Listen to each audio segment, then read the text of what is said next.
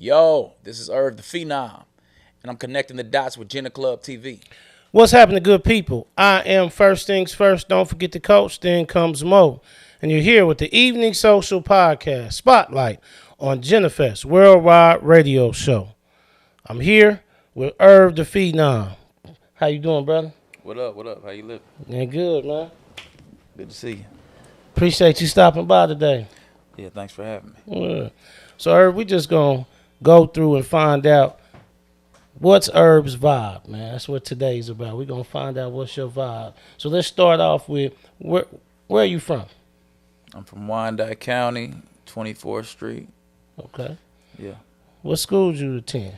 I went to Central Middle, and then I went to, I went to Douglas, Mark Twain, then Central Middle, then Sumner Academy, and graduated from Wyandotte. Okay. All right, you're in there. Man, give me a childhood experience or memory that has significant impact on your life. I mean, it's countless. I think something I still think of now. I used to ride around with my dad in his work truck. He always kept me with him. And he used to ride down the highway, and he would tell me to count every street light. He'd be like, count every street light. And I didn't know why he would make me do it, but I'd be counting, you know, 15, 20, 350.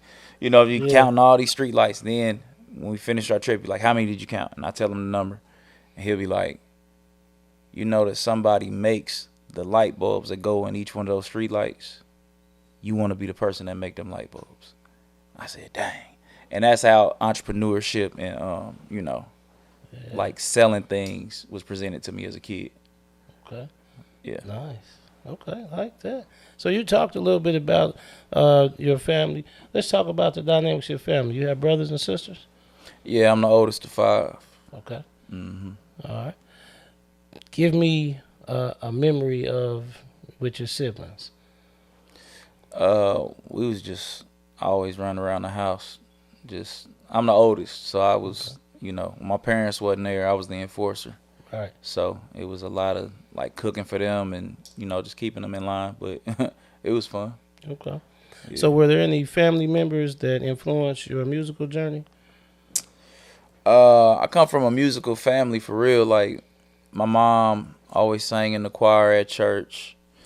My dad's a song leader at church. So, you know, it's kind of innate. I grew up singing in church. Okay. So that's where you first got introduced to music, is through church? Yeah. Okay. Singing in church and, you know, sitting there in choir rehearsal with my mom. Okay. So did you do any activities with music in school, or was it just church? In school, I was playing sports until like probably like the 8th, 9th grade. And then I really started getting into music. But, you know, like in elementary school, I did like musical plays and stuff like that. But Okay. I ain't know that I was going to really like pursue music until like my freshman year in school. Okay. And so I know you said freshman. So take me through your thought pattern when you know, like, this is what I want to pursue. When you knew music is what you wanted to pursue, what happened to let you know that? I think it had to do with walking to the bus stop with a disc man, like my little CD player. Uh-huh. And I remember it was like 8th, 9th grade. I would walk to the bus stop, and one of the homies made me a mix CD that had it just had a bunch, like, had Twist on it. It had like just all these different artists, Eminem, all that stuff, and I would listen to it while I walked to the bus stop. And I think it was just listening to it while I was walking to the bus stop just really gave me the bug to want to create music. And then the homies was rapping, and what it was, we were freestyling to this tape deck. We found a way. I don't know how we did it, because it wasn't how it was set up to work, but we would actually use the speaker like a microphone, and we would rap into the speaker, record our vocals over the tape deck some kind of way, and we go to school the next day. We bring the whole boombox to school and then press play in the gym, and all the kids liked it, you know. So then we learned how to put it on CDs, and then we started selling CDs in school, and it kind of just, once I saw like the response it got from my classmates, I just kept doing it. So you play musical instruments? I mess around on the guitar, but Okay. you know, if I'm around a guitar player, I'm gonna say I don't play the guitar. Gotcha. Okay. I got you. So, talk to me about some early musical influences. Like who were you listening to? Who influenced the Irv? Um, I remember the first CD that like first album I bought with my money. I remember it being like it's probably like a Will Smith album or something. Parents But just don't understand. well, you know, this was like Millennium in the fifth Okay. grade, and it was, you know, I knew I could bring that in the house. But when I was able to like really dig into music, I got Music Soul Child's I Just Want to Sing album from Borders Books. I remember that. Okay. And it had the parental advisory sticker on it.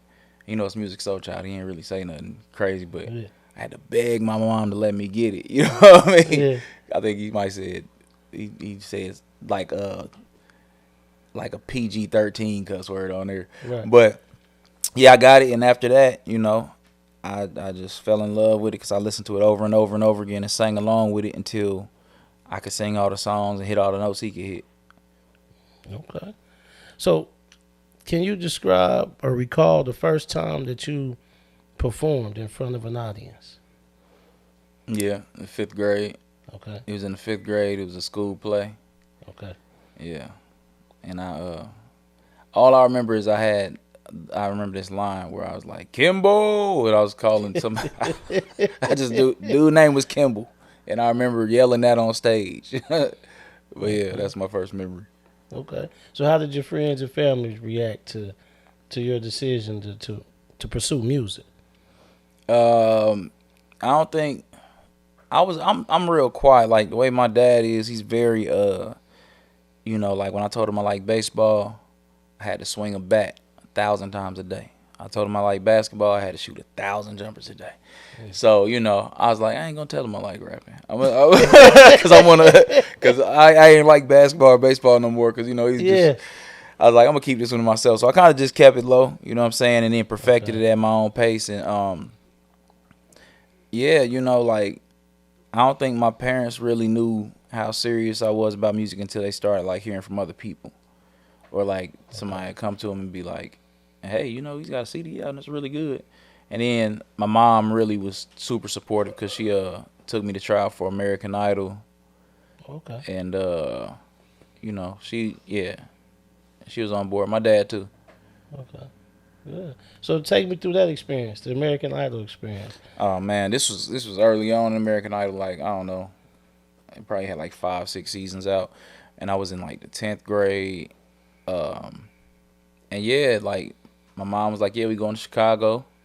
You know, you can skip school for this week. She took me out there, and it was dope. It was some of the best singers I've ever heard in my life, you know. And none of them make it. And they choose whoever's going to be the most ridiculous on camera. Okay. Whoever's going to be the most entertaining, or, you know. So I learned a lot about showbiz then, but it was a great experience to kind of like to travel and see, you know, what kind of levels of talent was out there. Okay. So talk to me about coming back after that. You said you learned some things, you got an experience. Now, when you came back, did you have a different focus about music? Did you have a different outlook on things? Different? Well, you know, I'm still in high school at the time. I really just got a little bit of understanding that, like, it's not just about talent. Okay. It's about marketing. It's about your background story. It's a lot of other stuff. And I kept pushing forward. You know, I pushed forward harder, and my first mixtape was called American Idol Reject. So, yeah, it just kind of put some fuel up under me. Okay. So, I've been wanting to ask this for a few years. What's behind, and what's the inspiration behind the name you chose, Irv Da Phenom? Irv Da Phenom.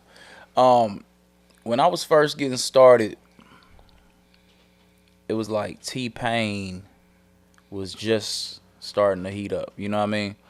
So, okay, well, let me go before that. Before that, when I was selling my mixtapes, I had He's like a big brother to me in the church. His name is Ephren Taylor. So you could look him up. Software investor. You know, he had the bag when he was like 17, 18, you know. So I'm a few years younger than him, and he saw what I was doing. He's like, hey, so what do you need to, like, you know, like take it further? And he put me in a studio in Chapman Recording, which is like the big dog studio in Kansas City back in the day. Rest in peace, Chuck Chapman. But yeah, so he started investing in me, and that was the first time I had a manager. So the guy that was managing me was kind of like, are you a rapper or are you a singer? Because you got to be a rapper or a singer, because they didn't know how to market anything. Drake hadn't really blown up yet. T-Pain was just starting to blow up, but we really just knew him as a singer. So that was like this question, like, are you the rapper or are you a singer? And I was just like, I do both, and I'm serious about both. You know what I mean? So I'm not a rapper, I'm not a singer, and I just said, all right, I'm a phenomenon. I'm something different. And then, you know, phenom is just short for phenomenon. Okay. So that leads right into my next question. So how did you hone that? And how did you, because a lot of times there's a lot of people who have skills and can do both, and then people tell them pick one, and instead of staying true to what they feel, they switch to doing something else. So how did you first hone to be able to do both, and then stick to it? It's been a gradual process, really. You know what I mean? You keep swinging. You know what I'm saying? You keep practicing at both, and the people let you know. And then the thing is, now the way that everything's set up, I can, for real, reach a whole demographic of people that just like R&B, and then market to another demographic who just like rap, and they might not ever even see each other till they come to a show. You know what I mean? It's just that having to choose thing is like a very 1990s, 1980s way of thinking for music. And the way things work now, we really kind of make the rules as we go. So, I kind of honed it just through years of trial and error, you know what I'm saying, and trying different styles and seeing where I was comfortable. But ultimately, it was just knowing myself. Once I learned who I was, certain stories as a songwriter you want to tell singing. Some of you might have more energy or different kind of energy you want to rap. And that's how people are, you know. Yeah. You're not a R&B mood all the time. Right. You know what I'm saying? Like, you in here with the boys, like, it's a little bit more masculinity here. So, but if you with your daughter or your mama, it's a different energy. So that's how I approach the music. Okay. So how would you describe your music to someone who's never heard it? Honest. The biggest thing I would say is honest, and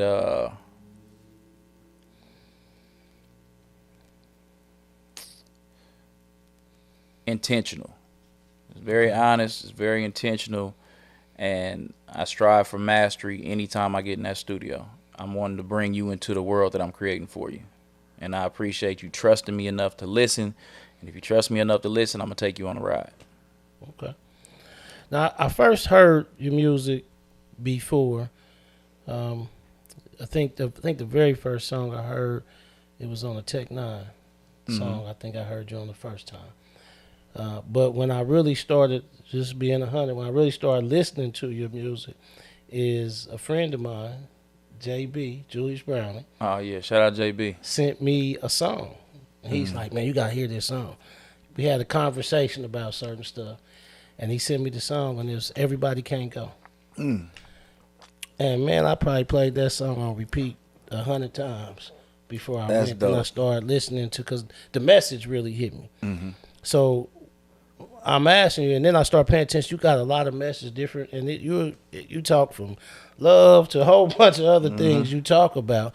So where do you come up with that, you know, the themes for the exploring your music? Where you get those from? Man, I tell people, like, I feel like I'm on my, like, 9th life storyline. You know what I mean? Like, I've lived a lot. Like, yeah. I've lived a lot of life, and I used to kind of, like, some of the stuff I would go through, I wouldn't understand why. And then I think it just became clear to me that all these experiences I'm not going through them just for myself. I'm going through them because, you know, I tell God I want a platform. I want people to be fans and listen to me. Okay, they listening, but what you gonna say to them? So that's when it started becoming more clear to me that I got to share these experiences and help somebody else feel related to. Because there's certain things that we'll go through in life where you feel like, yo, I'm alone. And, you know, you might not be able to talk to other people. You might not be comfortable with it. Nobody might not be there for you to talk to. But I know if I do what I do in that studio and you press play on these records, at least I'm going to be able to relate to you. You're going to hear somebody out there is going through something similar.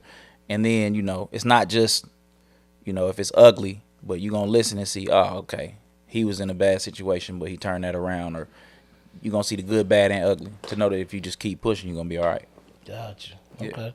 So does Irv have a creative process when you're coming up with a song or writing a song? Is it something you do, man, I got to be in the dark, I'm in this room, I have this food or this fruit, you know?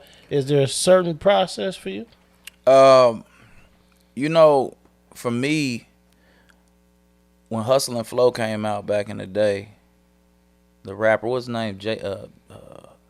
I can't remember his name. Terrence Howard character. Yeah, I can't remember his name either. He bought a lava lamp.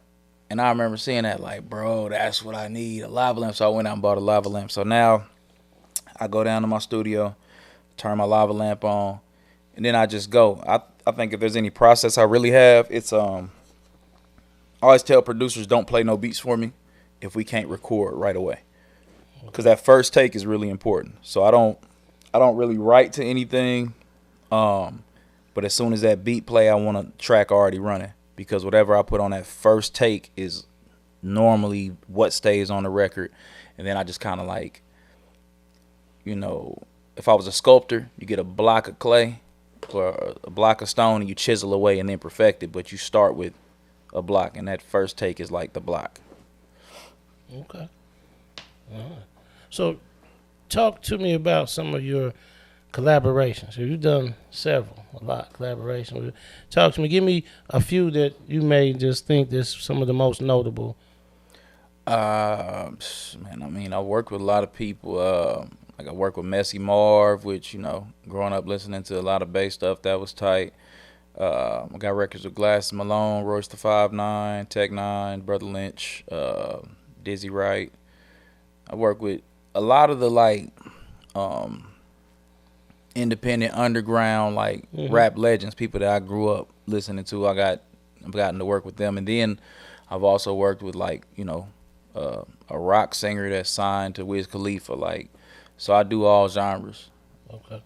Yeah. Like, can you come up with one of the most memorable studio stories? PG though. Yeah. I think my favorite studio story, and it's, you know, when you live in the studio, it's a million.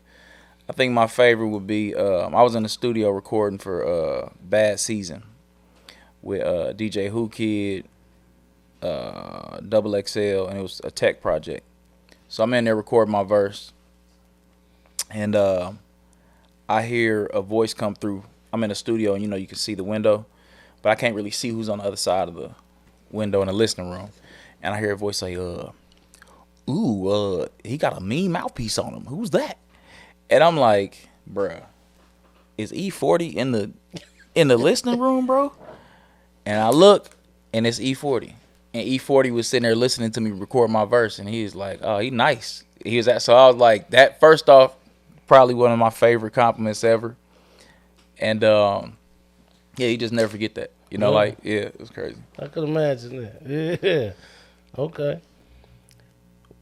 Is there anyone that you would want to collaborate with? And we're gonna talk first. We're gonna bring it to Kansas City. Is there anyone that you would like to collaborate in Kansas City? And then we're gonna take it worldwide. Kansas City collaboration. I would say my dream Kansas City collaboration would be Janelle Monáe. Okay. Yeah, coming from Wyandotte, same school district. I mean, she was the first one I saw like really out of here, you know. Gotcha. And I feel like I know we would make something crazy. You know what I mean? She's versatile. She exactly. got a nice voice. She got versatility, yeah. So I would love to work with Janelle Monáe. And, you know, non-Kansas City, I would love to do something with D'Angelo. Oh, okay. Yeah, D'Angelo or Erykah Badu. Okay. Yeah. Erykah Badu would be a nice one too. Mm-hmm. Yeah, I could see that. Your voice, I could see that. Yeah, That'd be tough. crazy. Oh. Yeah. Man, take me behind that. Everybody can't go. Take me behind creating that and the experience. Like, where you get that? Because that's one of the songs that I think really touched my heart. I think, man, a lot of people listening, because a lot of people go through situations where, man, everybody ain't gonna be able to go with you. Everybody gonna be on that journey, and you may think that they are, but they don't. Yeah, everybody can't go. Is like we ask God to level us up in life, you know, put us in a new position, in a higher tax bracket, in a nicer car, a nicer house, a better job, you know, a healthier relationship. But sometimes you have things that you doing or things in your life or people in your life that are hindering that. And you gotta let God clear it out. And if you don't, you're gonna keep repeating the same things over and over and over again. So, you know, once you realize, all right, cool, I gotta let these people go. It's not healthy. I gotta let this thing go. It's not easy. You know, it's not always easy. It might be the homies from the block. It might be a certain relationship. It might be your old self. You know, sometimes the old you can't go to a new situation.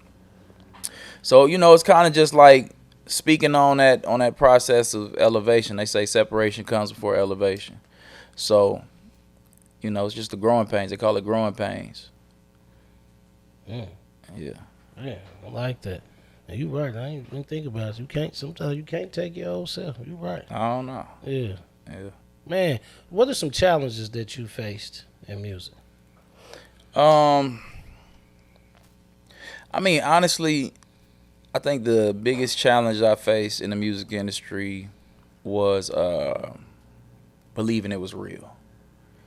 Believing that people are who they say they are. Believing, like, you know, in the industry, the word brother gets thrown around a lot. That's my brother, you know what I'm saying? And everybody's real and everybody. And, you know, it's just business at the end of the day. It's just business, and everybody's not raised the same. Everybody's priorities aren't the same. And, you know, I think what makes my music relatable is I put a lot of what I believe into this music. And, you know, everybody ain't on that type of time in the industry. So you kind of just got to learn, like, it ain't going to be, if you're coming in on some substance or like with a mission statement, it's not always going to be as easy for you to move on the same path as other people. Sometimes your path is going to have to look different because they haven't seen a you yet. So I think that's been the early on, that was the biggest challenge, but I just kind of learned, like, I'm going to have to pave some paths on my own. I'm going to have to do some things on my own because I just don't fit in. But yeah, I think that's the biggest thing. Like, the music is the easy part. Somebody told me in the word music business, the word business is way longer than music. You know what I mean? So it's just knowing your business. Like, if you know your business and you know who you are as an artist and where you want to go sonically in your brand, then yeah, it's easy. So it's just the business part. Okay. Now, with you saying that, can you give our young listeners, give them, what advice would you give them? Those who want to get into music, what advice would you give them? You got to love it. You got to really love it, because it's not something that is just an overnight thing. It's going to take a lot of work. And if you don't love it, you'll get tired and burn out real quick. So you got to really love what you do and know who you are as a person before you start, like, you know, I mean, like, you can learn yourself while you do it, but once you learn who you are as a person, your music is going to hit way different. Okay. So how do you stay, man, inspired and motivated? You know, being on what you said, maybe your ninth life. So how do you stay motivated, man? I take a lot of time to live. So it could be traveling, trying new things, You know, I talk to a lot of people. Like when I travel, I always bump into these different people, and I could just kind of see something in them. I don't know how to explain it, but I call them the masters. That like it's like people that have achieved mastery at something, and I just talk to them. And between that and just seeing the world, sometimes you can just sit in the park and look at a tree for a couple hours, and the ideas just come to you. So yeah, it keeps me inspired. Okay. Now, Irv, I'm gonna say a few things, and I just want you to just give me the first thing that comes to your mind. Okay. Now, things I'm saying, you're gonna know what they are once I start saying. Mm-hmm. So, let's talk about Big Motion. It ain't gonna stop. Okay. All right. What about Making Love? Baby Maker. Okay. Red and Yellow.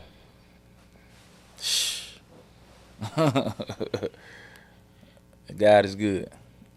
Okay. I didn't think you say that one on there. Okay.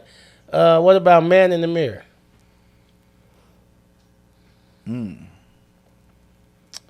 Collaboration. Okay.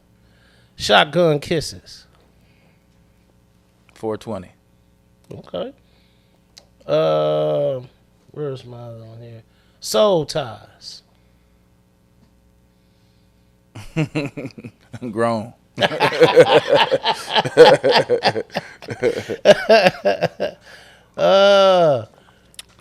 Lipstick on my Dior. Thrift Guide. Okay. Bender. Oh man.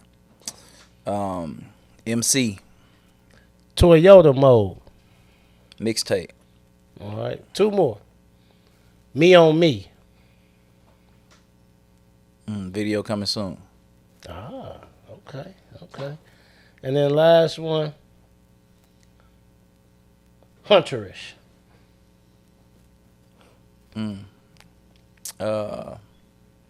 Introduction. Okay. Well, now, why you say introduction to that one? Because a lot of that's Hunterish is a song I did with Tech N9ne, and a lot of his fans, that was the first song they heard me on. Oh, okay. So okay. I remember I think it was Jason Whitlock back in the day wrote an article about the album, and he was talking about how much he liked my features on the project. He was like, this was our introduction to Irv. So okay. Yeah. Talk a little bit about that though. Talk a little bit about working with Tech N9ne. Yeah, man. Shout out to Tech. It's been dope being able to have so many artists that I looked up to as a kid, and then later down the line I either toured with them, worked with them, or they expressed respect about what I do. Mm-hmm. And he was one of the first artists that I did that with. I was working in Chapman recording, like I was saying, whenever I was, still in high school. And at the time, Chapman recording's like $70 an hour or something. So, it ain't no kids just up in there. And Tech already had the, Strange Music with Travis, and they working on, I can't remember, was it Misery Love Company? They was working on some album, right? And they was in Studio A. We in Studio B. And, I'm out in the lobby. And you can kind of tell, like, they was looking like, who these kids in here? Like, Mm-hmm. And I remember Kutt Calhoun went outside to smoke a cigarette.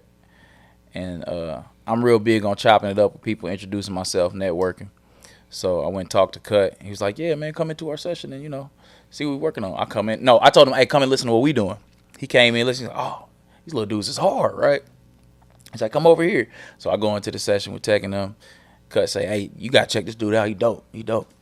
And, yeah, we go in there and listen to his stuff. And then from there, he knew me. He was like, okay, this young dude in Chapman's, they stuff sound dope. And I had the whole hood with me. I had like 6, 7 other dudes with me because, I wanted to put everybody on. Yeah. So in the year or two after that, I was in the streets more. I was selling CDs at every gas station. I was outside, and they kept seeing me.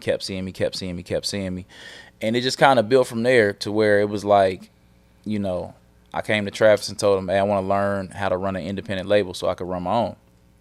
And I interned. So as an intern, I was putting up posters everywhere, helping them promote their stuff. I'm just learning about the merchandise game. I'm learning a whole lot of different game.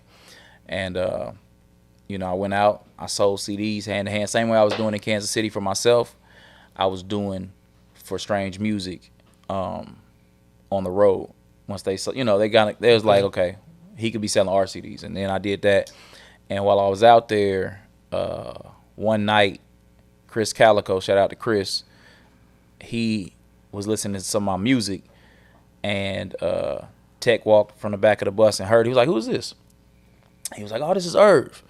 And Tech said, "What are you doing selling CDs? You're supposed to be making music with us."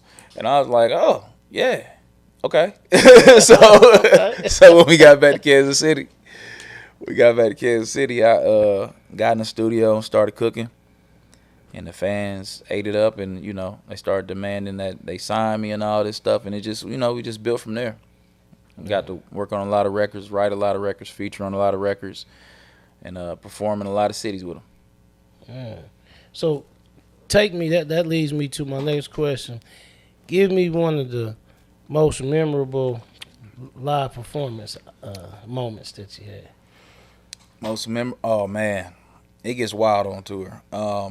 So one time we were performing, I want to say it was like in New Mexico, like Albuquerque or something. And we're on stage, and it's these girls in the front row, and they're so turned up, like, you know. And the way the stage is set up, like, if we lean over the stage, their heads are, like, still under the stage. Like, their heads are, like, beneath where our feet would be. So if I leaned over, you know, I'm, like, hovering over them. So I'm rapping, we performing, and I was on stage with Chris, and I remember looking over at him, and he was looking, like, terrified. And I'm like, "What's wrong?" And he's like, he didn't say anything because we were performing. But after the show, he, I feel like either I saw it. I feel like I saw it. These girls were down there, like, with their mouths open, catching the sweat dripping off of us in their mouth. Wow. What? Oh, man. Catching the sweat. Nah, that's I was like, that's wild. You know, like, signing a T-shirt is one thing, but that was just, so that's probably my craziest, like, stage memory that just came to mind. Okay. Yeah, that's a wild one there. So what you like better? Making the music, performing the music? It's a tie, man. Okay. It's really a tie. I will say the edge is probably stage, like when I'm on the stage and the show has started. Okay. The prep for the show, I don't really love that because there's so much anxiety. I want everything to be just right. But once I get on stage and that first song start, you know I'm in the zone. Okay. So when you look back, what would you say the achievement that you're most proud of that you've had in music? What would that be?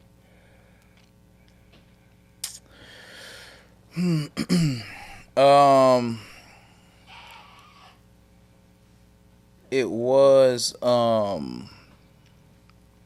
think doing MTV was the one, but recently being placed in the Marvel Cinematic Universe with Red and Yellow is probably the biggest one for me now. Okay. Nice. I like that. When you think about it, how do you balance personal life and music, man? How do you do that? That's something I work on every day, you know? I work on that every day by just making time. You can say that you're going to schedule time and all that, but if you keep saying it and you look up one day and you never do, so you just got to make time. So I make time the best I can and try to be present whenever I'm with my people. I'm present. Whenever I'm on the stage, I'm present.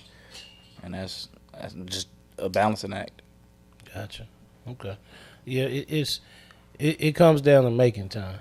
Because if you don't make it, there's something always going to come up. So, yeah.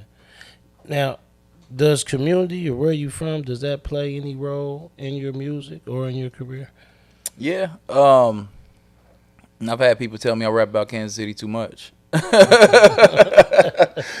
know what I'm saying? But yeah, absolutely. It's a big part because being from Kansas City, I feel like a lot of the world, a lot of the industry has slept on us for a long time. Um, and that kind of puts a chip on your shoulder to be better than everybody, you know? So I think it's played a huge role in how serious I take, rap and singing, just being better than everybody else because I feel like I still have something to prove. And naturally, the music we listen to, the jazz influence, the two-step and all that, just it's in the music. Okay.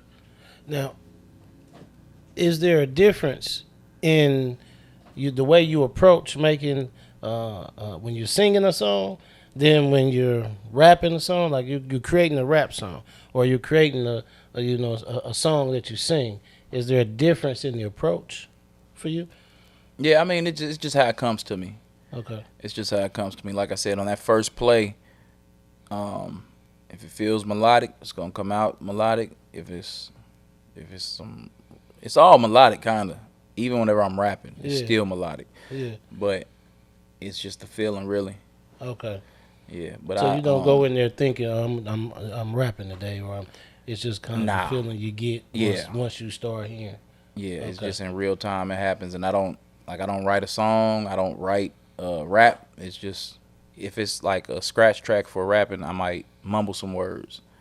If it's a R&B song, I'll hum a melody, but I don't ever have the words right away. I got you. Yeah. Okay. Now, is that something that you perfected, like you did down the line, or is that you've always done that? Oh, no, I used to write. I used to have notepads and notepads and notepads in my backpack. Okay. But after a while, what made me change doing that? Oh, moving to L.A. When I moved to L.A. and I saw how songwriters work, and they moving so fast, and it's just like, all right, give me a melody. Somebody go in the booth, lay down a melody, and then next person will go in, put the hook melody, and then by the time you come out, they done found words for the melody. So it's just like that process moves so fast, and the emotion is the most important part. You know what I mean? Like the words, there's a lot of songs that we don't even know the words to.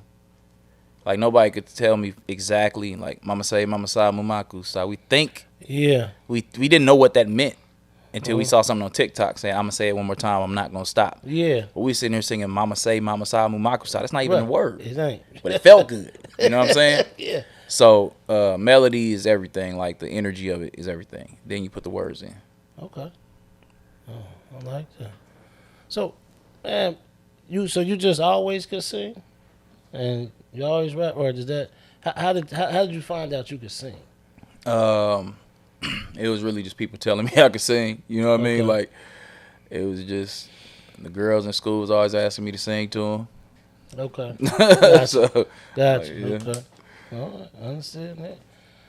So, what is there a specific message that you want to convey with your music? Well, my new album is called Big Lover. Okay. And, the core of that album is teaching everybody to, like, really embrace, like, we in a generation right now where everybody trying to, like, out finesse, out connive everybody. Like, everybody's too cool to be in love. And, so right now, say my message is, like, it's cool to be a lover. And in order to be sustainable as a lover, you got to love yourself first. So, and that applies to black men, specifically, because there's a lot of things that I speak about on this album that, it's not comfortable. I didn't want to talk about it. Like, I'm talking to God. I'm like, you want me to say that? Like, you know what I'm saying? Like, I don't want to talk about that. That's crazy. It don't feel cool. It's kind of, But I realized once I did, and people listened to this music, the things that came back and told me, what it did for them, and how they was like, bro, I feel the exact same way, but I just couldn't find the words to say it. So my biggest message right now is love yourself. You know what I mean? Love yourself, and then everything else kind of comes together after that. Have you been in music for years? So how have you evolved to still stay relevant, to still making music, now to this day? How have you evolved to do that? The more I know myself, the more, because as a person you evolve. I'm a different person than when I started making music at 16, 15 years old. So, yeah, naturally, my content evolves. Okay. So, man, you do a great job of engaging with your fans and audience. So how did that come about? And I'm asking so that some of our listeners can understand how to be more engaged with their audience. Yeah, I think that I definitely learned that being on the road with Tech. Because they would do this thing called a meet and greet. And mind you, this is before Chris Brown started meet and greets. This is like, this was like grassroots. We on the road touring when nobody else was touring. It was like us, Collie Buds, Modest Yahoo, and like a couple rock bands.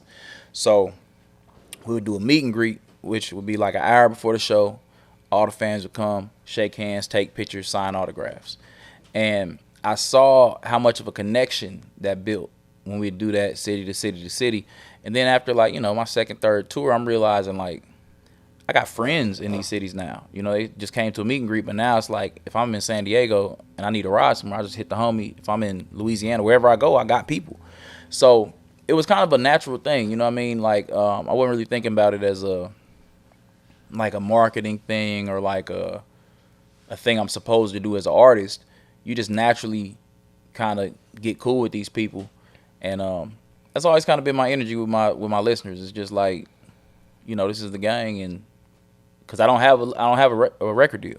Mm-hmm. Like they tell people about me, and then more people find out about me, and it's us. So it's just us, and that's kind of always just been my perspective on it. Okay, so speaking of that, which would you prefer? Would you prefer to be on a major label, or would you prefer to be an independent artist? I mean, it always comes down to what the paperwork look like. You know what I mean? Like, a lot of things you can do for yourself that you can do on a major.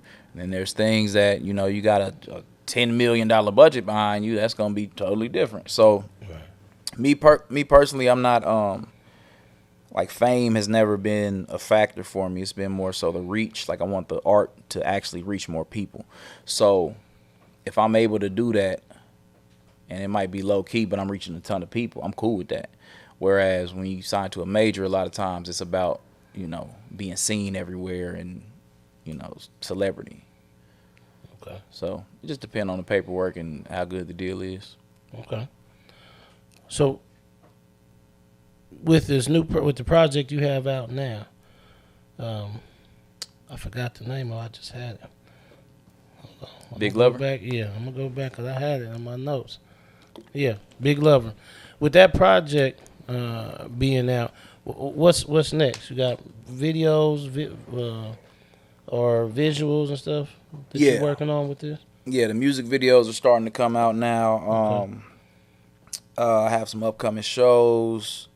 So it's really just videos, shows, the vinyl, and really working this project because the response off this one has been stronger than the pretty much anything I put out before. Okay. When it's dropped, it charted number 44 on the R&B iTunes charts. So I want to make sure that I give life to each one of the visuals, each one of the songs, and really drive this home. Okay. So right now, this would be a good time. Tell everybody where they can find you, like your social media. Tell them. Yeah, if you're looking for me on any platform, it's Irv Da Phenom. That's IRVDAPHENOM. IrvDaPhenom.com. Irv Da Phenom on Twitter, Instagram, Facebook, Snapchat, everything. Okay. Yeah, and I'm telling you, go get the album. You will not be disappointed. It got some bangers on there. Appreciate it. Yeah. So let's just switch gears, and I'm gonna ask this: what is one thing that most people don't know about Irv Da Phenom? One thing that most people don't know.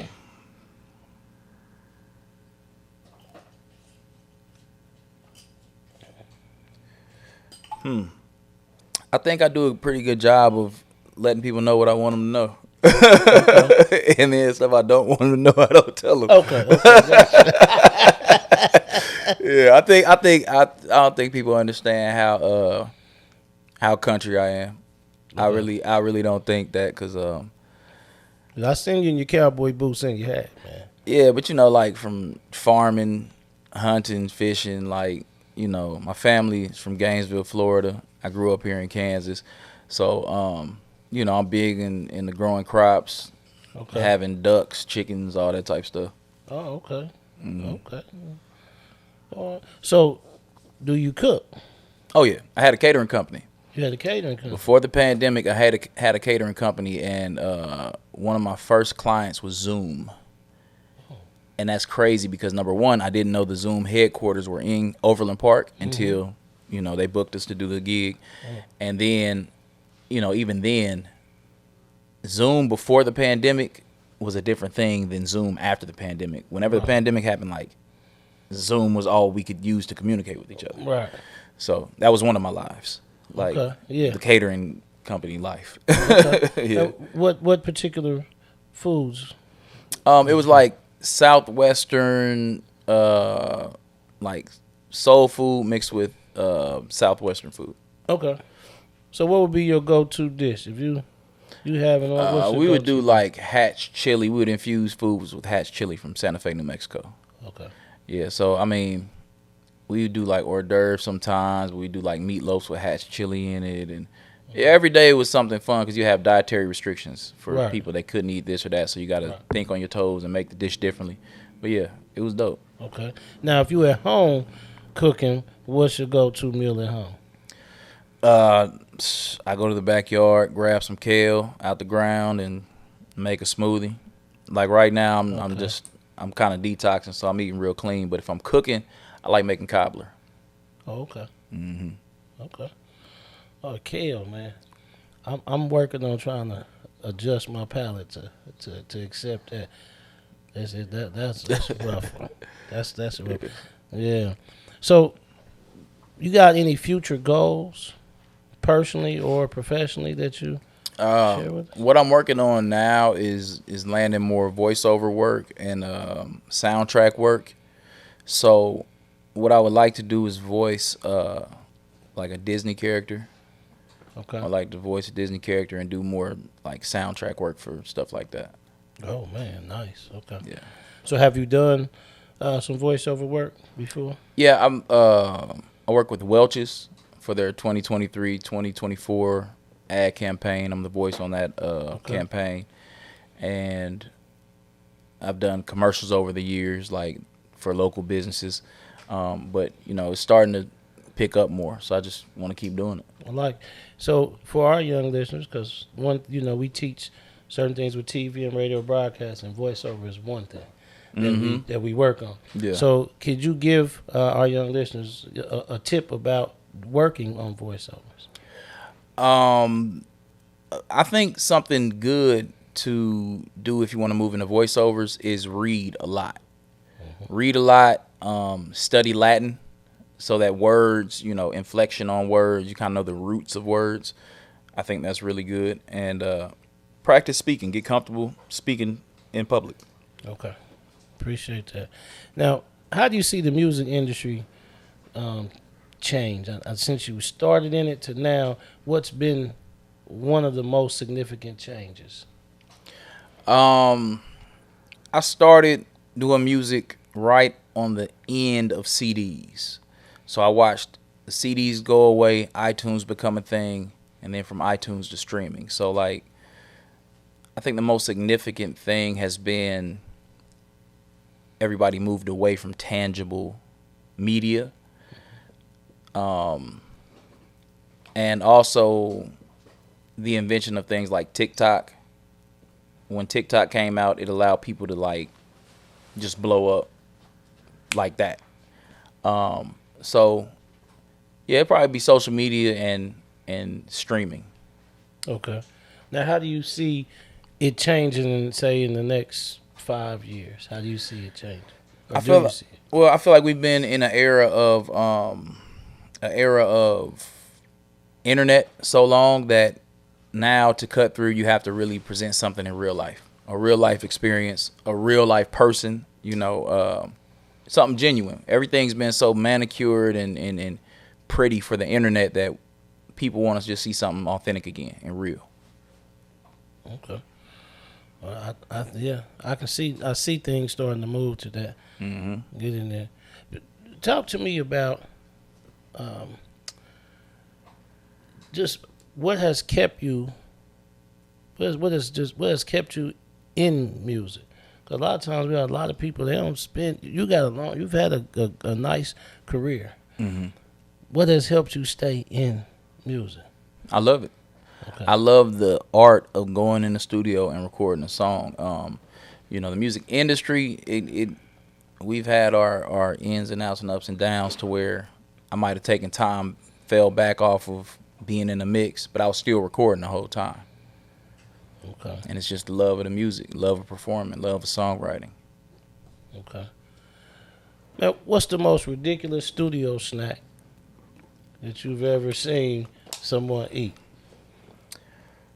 Ridiculous studio snack. I mean, it's some producers that like they'll order, like in LA, everybody know bossa nova. Bossa nova's like a Brazilian, Italian type thing, and they'll order $200 worth of food and they just take a bite off a little of this and that, and then like that's it. They just want to bite. So it just depends how big the budget is. When I was in the studio working with Wiz, his thing is just Bombay, so a lot of gin. Okay. Yeah. Talk about being in LA. What prompted you to move to LA? At the time, I had only lived in Kansas City and on a tour. I believe that tour I was on tour with Dizzy Wright, and we played a LA show. And I just remember getting off stage, going outside, looking around like, I'm gonna move here. I like the energy here. So that's what it was really, and wanting to expand as a songwriter, meet some new people, and that's where everything was happening. It was in LA, so I knew a lot of people out there, and just wanted to get in the mix. So okay, yeah. Talk a little bit about writing, because you've written some songs. Yeah. For others, talk a little bit about that experience. Songwriting is dope because you can write a hit for somebody and never have to go on the road and tour, be away from your family. You could go to the grocery store and people don't bother you because they just like, just whatever. It's just a guy in a cowboy hat. You know what I'm saying? But you might have wrote the biggest record in history, but you just low key. You know what I'm saying? And I like that. I like that idea of being able to, just kind of be in the background but still get the bag. Okay. Now I'm gonna ask you another silly question. If you could do a duet, because you talk about doing voiceovers, Disney stuff. So if you could do a duet with a cartoon character, who would the duet be with? A duet with a cartoon character? Yeah.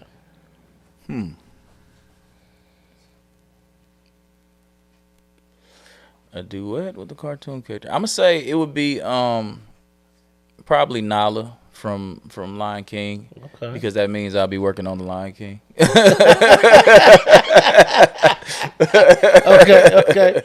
That makes sense. All right. If you could remake one song, what song would you remake? Remake. What do you mean by remake? I mean, if you could remake a song, one song that from your past, from your history that came and you had the opportunity to remake it, what song would that be?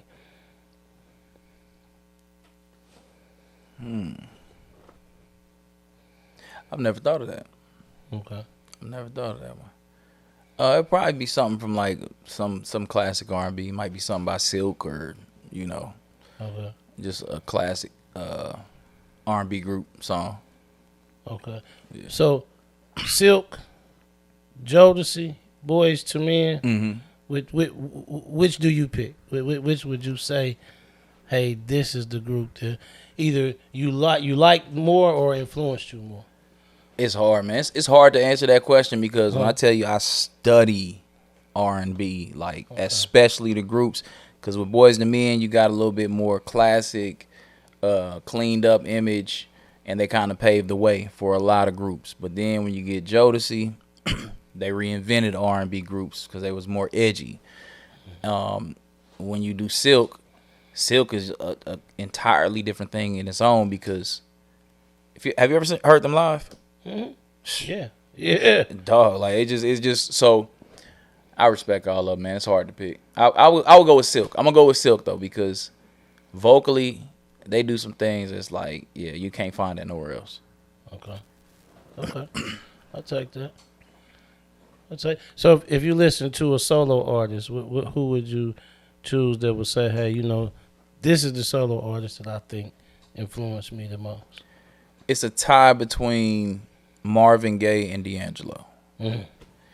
D'Angelo kind of picked up the torch, but at the same time, D'Angelo's so unique that he did his own thing and gave us neo soul. But you had Marvin that gave us soul to begin with. So I mean, you got Stevie Wonder. I mean, like I just it's hard. It's so many like incredible artists, but three-way tie: Stevie Wonder, Marvin Gaye, D'Angelo. Okay. Yeah. I can take that. I can take that one. Man, let me get back to some questions because we getting. I know our time is starting to get close. Give me a lesson that you think is most memorable that you've learned throughout your studio time, like So and what I mean by a lesson, I know it's a lot of things you learn, but something that really it was invaluable to you. Like, man, I learned this, and because of that, now I'm better in the studio. I work, it makes it more makes your career made your career a little better.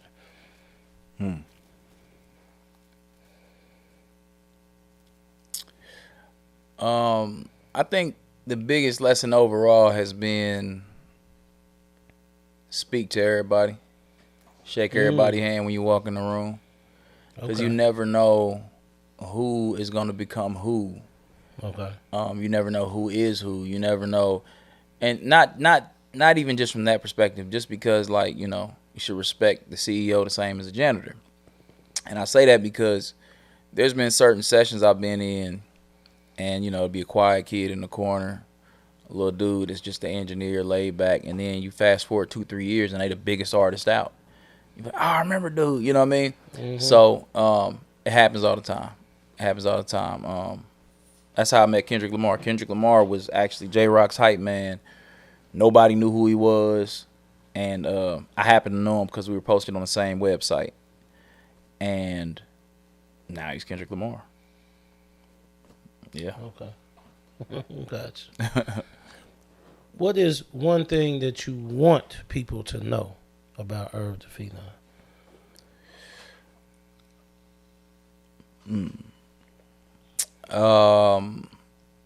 That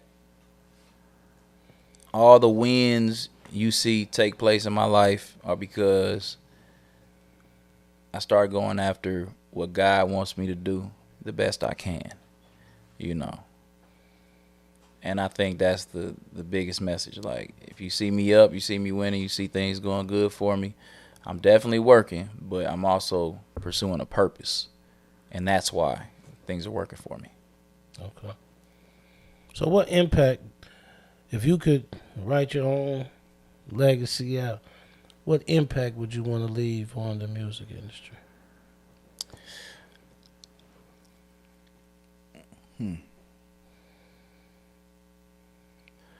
I would like to encourage more artists to be honest, to be honest and comfortable about telling their story. Like, if you're a taxi cab driver, make an album about being a taxi cab driver.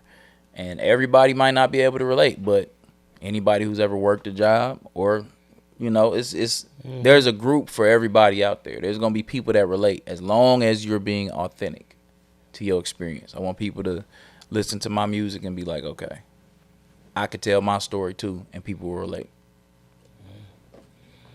Irv, take me through the first time that I'm gonna ask for two different first times. First time you heard someone else playing your music that you didn't know. What was that experience like? It's probably just cheesing super hard. You know what I mean? Like I probably was just shy, honestly, because it's like, oh man, what? Yeah, it's like hard to believe, but yeah, that was probably something. I'm like, even though I'm like, if you see me on stage, you'll never think like I'm shy, but like in those types of moments, I could be kind of shy. Like, you know what I mean? Like I never listen to my music around people. I'm just, so yeah, that's funny. Yeah. Take me through the first experience of hearing your song on the radio. The first time I heard myself on the radio, shout out to Hobo Tone. I gave him my group CD, and he played a record called Holla O. Or hold on, was it Alone? No, it was Alone. I had a song called Alone, and it was either Kenny Diamonds or Hobo Tone, and they played it on the radio for the first time, and yeah, it's an amazing feeling. You know, like you do the work, and that first time is just like it lets you know, like, okay, there's more. You can go further, you know, because at one point this was just a dream. Now here you are, you listen to yourself on the radio, so your other dreams seem like more realistic. Talk about that group you were in a little bit earlier. Yeah, the group. And how that, and if it did, or how that helped you in your career. Yeah, so the group was called TTS, Triple Threat Society. And you know, it was all cast from Wyandotte County. Shout out to the set. And we was all, you know, we was always together in the neighborhood on 22nd Street, up there at Mark Twain hooping. And we would rap. And when the opportunity came for me to get in the studio, I just brought the homies with me. And I always kind of would help people come up with artwork and sell CDs. Because I remember my homeboy, Caleb Mills, he put out a CD. I feel like he might have put a CD out before me. And I used my mom's ink up to print up CD labels and press up his CDs for him and go to school and sell them. I was just good at it, you know what I mean? So I was kind of like, you know, street teaming, managing, helping him out because I just liked the part about, you know, pushing a product. So that group, I was helping kind of like, I guess, A&R it and do that. So I learned a lot. I learned a lot doing that, and it was good. A lot of people would show me that CD, like, hey, I still got that CD from TTS from high school, you know. We used to sell it at all the football games, all that stuff, all the malls. We got kicked out of pretty much every mall in Kansas City within a year. But yeah, it was a good way to learn, you know what I mean? Everything I was doing was just kind of like learning how to promote myself as an independent artist. Okay. Yeah. So how have you managed to go from selling CDs to now the streaming of the music? You know, how have you managed to still be able to make music a career?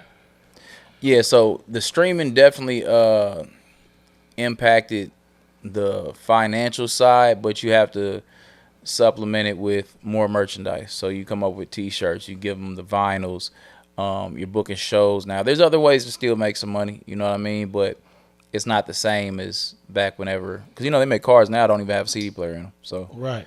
Yeah, you got to just find new ways to get some money. It's just like anything else, you know what I mean? You got to evolve with it, and people still do like hard copies of CDs. Sometimes people won't even open the CD. They just want it because it's a piece of, you know, a physical piece of what you did. Okay. Where you see your career? Where you see yourself in the next 5 years? The next 5 years, more placements, more soundtracks. I would like to have another album or 2 or 3 that people hail as like a classic in some regard. Yeah, touring and just songwriting. I don't foresee a point where I stop making music. Okay. I'm gonna be like Mick Jagger, you know what I'm saying? 80 years old, still rocking, still. But I'm not gonna be, you know, touring like my life depend on it, but doing festivals, you know. Okay. Now, this is a question for you. You have a broad range of music. Like some of it sometimes sound. So give me a feel of country, give me a feel of R&B, give me a feel of pop, give me a feel of, you know, hip hop. Like how you manage to do all those genres in one career? How you manage that, man? I listen to a lot of music, so it's all influence. Okay. I think the way that I make it digestible is by the theme of the project. you know. Like Big Lover, from the outset of the project, I made it known like it's gonna be my R&B soul album, you know. So like, if y'all ready to come shift gears into that, come and rock out, and people are there until I go to the next one. And if I say, hey, we gonna be rocking out on this one, people kind of know what to expect, you know what I mean? But I try to make each album cohesive, and that's something that you learn along the way, you know what I mean? I go back and listen to my first joint. I was trying to show people I could do everything. Now it's really, I've learned how to do one of these things so well, I'm going to give you a whole project of it. Next project, I'm going to give you the other thing I've developed in. You know what I mean? Okay. Yeah, that makes sense. Yeah. So you talked about merchandise. You have merchandise? Oh, yeah. That you clothes? Yeah. So where can they find the merchandise? Where they can support you? IrvDaPhenom.com for all merchandise. Okay. All right. We got to make sure we get that out there. Yes, sir. All right. Irv, 2 more questions. I'm going to let you go. My first question, of the last 2, is what? And I know this is a hard question. Most people are like, man, that's hard, but I gotta ask it. Right now, what would you say you would choose if I say, hey, Irv, what is your favorite one of your songs? What is your favorite song of yours? My favorite song is "Making Love." Okay. Featuring Kevin Church Johnson. That's on the new album. Yeah, and that's an easy one because, again, the response has been, the biggest response off of my music that I've seen. That's a bad song now. Like I got to see Kansas City 2 step into it. I keep seeing these clips of Kansas City 2 step into it. I'm like, yeah, this is fire. Yeah, you and Church together. That's a good song. Church is a good. Shout out to Church. You know, it's an amazing artist as well. He's a beast. Okay. All right. I take that one. All right. I take that one as the one. If you had the attention of the whole world for 20 seconds, what would you fill those 20 seconds with? What would you say in that 20 seconds? I would say, listen to Big Lover by Irv Da Phenom. It's the R&B story. It's the love story that R&B has never told until now. Man, that's fire. Now, we do this so many times. They laugh, but Keyron, I know this. We do this so many times, this question. And I say, man, you got attention of the whole world. You an artist, and you're not going to tell them to go get your CD.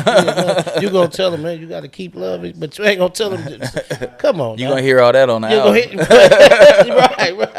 Man, I like it.